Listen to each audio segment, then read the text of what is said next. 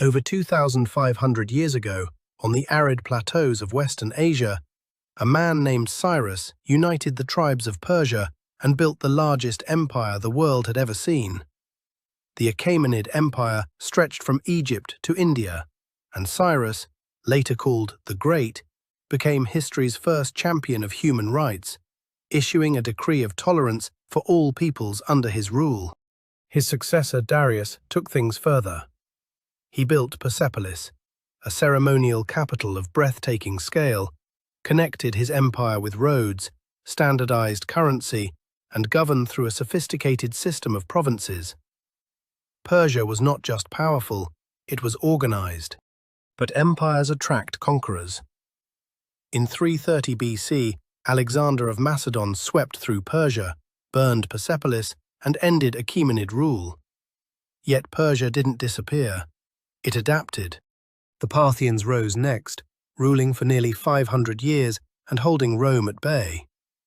Then came the Sassanids, who revived Persian culture, made Zoroastrianism the state religion, and built a civilization that rivaled Rome and China in sophistication. Everything changed in the 7th century. Arab armies arrived carrying a new faith, Islam. Persia converted, but it did not simply submit. Instead, it absorbed Islam and reshaped it. Persian scholars, poets, and scientists became the backbone of the Islamic Golden Age. Rumi wrote poetry that still moves millions.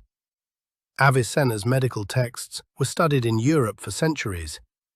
Omar Khayyam mapped the stars and reformed the calendar.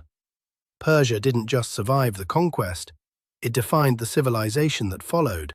Then came devastation. In the 13th century, the Mongols under Genghis Khan tore through Iran, destroying cities and killing millions. It was one of the darkest chapters in the region's history.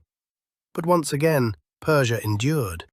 By the 1500s, the Safavid dynasty united Iran under Shia Islam, creating a distinct national and religious identity that persists to this day. Isfahan, their capital, became one of the most beautiful cities on earth, a showcase of Persian art and architecture. The Qajar dynasty followed, but it was an era of decline. Britain and Russia carved out spheres of influence, and Iran found itself caught between imperial powers, losing territory and sovereignty. In 1925, Reza Shah Pahlavi seized power and launched an aggressive modernization campaign. His son, Mohammad Reza Shah, continued these reforms, building infrastructure, expanding education, and aligning Iran with the West. But authoritarian rule and inequality bred deep resentment. In 1979, revolution swept the country. Ayatollah Khomeini returned from exile, the monarchy fell, and Iran became an Islamic Republic, a transformation that stunned the world and reshaped the Middle East.